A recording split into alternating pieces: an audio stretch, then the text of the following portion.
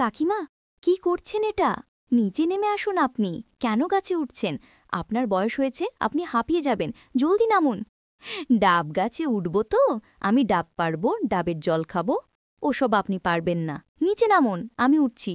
না রে বাবা, আজ 10 বছর হলো তোর কাকা এই দুনিয়ায় নেই। ডাব জলে মনে হয় পুরো ভরে গেছে। কাউকে পাই না ডাব গাছে চড়িয়ে ডাব পেড়ে নিতে। আজ যখন তোকে পেয়েছি, তাহলে আর ছাড়ছি না। তোকে ডাচে ওঠাবই, ডাবের জল পেড়ে নিবই। তুই চাইলে যখনই গাছে নতুন নতুন ডাব আসা শুরু হবে এখন থেকে, তখনই ডাব পাড়তে পারবি। তবে আমার বাড়িতে যে এই ডাব গাছে তুই উঠবি, এটা যেন ভুলেও এলাকার লোক না জানে। লোকে জানাজানি হলে তখন তুই কিন্তু আর পাবি বাহ, তখন শুধু পস্তাতে হবে। না না কাকিমা, এই গাছের সম্পর্কে একটা কাক পক্ষীও কিচ্ছু জানবে না। ঠিক আছে, এই না হলে আমার বুদ্ধিমান ভাতিজা। এভাবে কথাগুলো বলে আমাকে হাত ধরে টেনে পাশের বাড়ির বিধবা কাকিমার কাছে নিল। বলল, বাবা, আর দেরি কিসের? নে, কিছু পড়ে নিয়ে গাছে উঠতে শুরু কর। আমি আর ডাব গাছে রাখতে পাচ্ছি না। সরলা বিধবা হয়ে গেছে অল্প বয়সেই। রাতগুলো তার কাছে দীর্ঘ, নিঃশব্দ এবং একাকিত্বের ভার বুকের ভেতরে আগুন জ্বালায়। ঘরের কোণে প্রদীপের ক্ষীণ আলো ঝাপসা ছায়া ফেলছে। সে জানালার ধারে বসে আকাশের দিকে তাকায়, মনে হয় মেঘ জমেছে, কিন্তু বৃষ্টি তো নামছে না। দেহের প্রতিটি স্পন্দন, নিঃশ্বাসের প্রতি আন্দোলন যেন চুপচাপ জমে থাকা আকাঙ্ক্ষা জাগিয়ে তোলে। কাজকর্মে ব্যস্ত থাকলেও রাতের নিঃশব্দে সে সেই শূন্যতার কথা মনে করে, যা কেউ পূর্ণ করতে পারেনি। দিনগুলো কাটে মাঠের কাজ, রান্না, ঝুড়ি পোড়ার তাজে। শারীরিক শ্রমে সে ক্লান্ত হয়, কিন্তু মনের ক্লান্তি আলাদা। মাঝে মাঝে হাতের কাজ থেমে যায়, চোখ স্বাভাবিক দৃষ্টি হারায়। ঘরের কোণে বসে কাঁপা হাতে চায়ের কাপে হাত ধরে, মনে মনে ভাবছে, এই একাকিত্ব কখন শেষ হবে? একা থাকার অনুভূতি কখনো ভরসা দেয়, কখনো দমিয়ে রাখে। শরীরের প্রতিটি স্পন্দন, নিঃশ্বাসের প্রতি আন্দোলন যেন চুপচাপ একটি অদৃশ্য আগুন জাগিয়ে তোলে, যা রাতের অন্ধকারে প্রকাশ পায়। পাশের বাড়ির যুবক আরিফ হঠাৎ করে সরলার জীবনে প্রবেশ করে। প্রথমে শুধু সাহায্য করতে আসে, কাঠ কেটে আনে, কুয়োর পানি তোলে। ধীরে ধীরে তার চোখে ভেসে আসে অন্যরকম দৃষ্টি।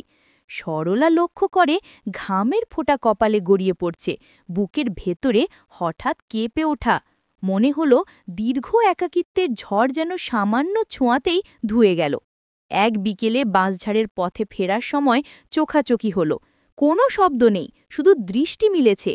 সেই মুহূর্তে দমিয়ে রাখা আবেগ ও আকাঙ্ক্ষার ছোঁয়া নিঃশব্দে দুজনের মধ্যে প্রবাহিত হল। ঝড়ের আবেশ সেই চুপচাপ মুহূর্তে বুকের ভেতরে জমে থাকা আগুন আরও তীব্র হয়ে ওঠে। বৈশাখের হাওয়া বইছে, পল্লব দুলছে, আকাশে মেঘ জমেছে। তারা চুপচাপ হাঁটছে। হঠাৎ দৃষ্টি মিলল, আরিফের চোখে ঝলকানি, কিছু না বলা কথা সেখানে ভেসে উঠল। সরলা অনুভব করল দমিয়ে রাখা আকাঙ্ক্ষার নদী ঢেউ খাচ্ছে। শব্দহীন নিঃশ্বাস, বাতাসে ভেসে আসা গন্ধ, চোখে চোখে মিশে থাকা কথা, সব মিলেমিশে এক অদৃশ্য স্রোত তৈরি করছে। রাত্রির নামার আগেই সরলা বুঝতে পারল, যতক্ষণ আরিফ তার পাশে থাকবে, এই একাকিত্ব আর আগুন আর চুপচাপ থাকবে না। বৈশাখের ঝড় আছড়ে পড়ছে গ্রামে। চারপাশে কেবল বাতাসের শোরগোল, গাছের ডাল নড়ে সরছে। সরলা জানালার পাশে দেখছে ঝড়ের ঢেউ, আর বুকের ভিতর নিজেই অস্থির।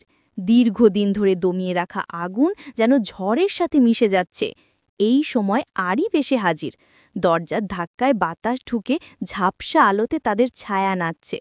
কাকি, জানালাটা বন্ধ করি? আরিফের কণ্ঠ শান্ত, কিন্তু সরলার ভিতর ঝড় তোলে। চোখে চোখে মিশে থাকা নিঃশব্দ বার্তা, হাতে হাতে সংস্পর্শের প্রথম স্পর্শ, সব মিলেমিশে গোপন টানাপোড়ান তৈরি করে। ঝড়ের মধ্যে ঘরে বসে দুজন। বাতাসের শব্দ কানের কাছে গুঞ্জর করছে, কিন্তু ঘরের ভিতরে নিস্তব্ধতা। দৃষ্টি, নিঃশ্বাস, স্পর্শ সবই কথায় প্রকাশ পায় না, কিন্তু দমিয়ে রাখা আকাঙ্ক্ষা উন্মোচিত হচ্ছে। সরলা অনুভব করে আরিফ শুধু সাহায্যকারী নয়, তার কাছে আছে এক অদৃশ্য শক্তি যা তার ভিতরের আগুনকে জাগিয়ে তুলছে। ঘরের কোণে রাখা প্রদীপের আলো তাদের মুখে ভেসে ওঠা আবেগকে আরও উজ্জ্বল করছে। একবারের জন্য চোখের ইশারায় পুরো গল্প বলে দিচ্ছে, কোনো শব্দ ছাড়াই। সরলা বুঝতে পারল এই যুবকের উপস্থিতিতে তার শূন্যতা আর দীর্ঘদিনের একাকিত্ব কমছে না, বরং পূর্ণতার স্বাদ নিচ্ছে। বৃষ্টির শব্দ বাড়ছে, বাইরে গাছর পাতা কেঁপে উঠছে, ঘরের ভিতরে প্রদীপের নরম আলো। সরলা দরজা খুলে বলে, বাইরে ভিজে যাবা, ভেতরে এসো।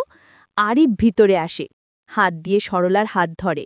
দৃষ্টি, নিঃশ্বাস এবং স্পর্শের মধ্যে নিঃশব্দ বিস্ফোরণ, বছরের পর বছর জমে থাকা আবেগের মুক্তি। বৃষ্টির মতো তাদের শরীর মন এক হয়ে যাচ্ছে। প্রথমবার সরলা বুঝল, দীর্ঘদিন ধরে যে আগুন নেঘেনি, সেই আগুন আরিফের স্পর্শে পূর্ণ হচ্ছে।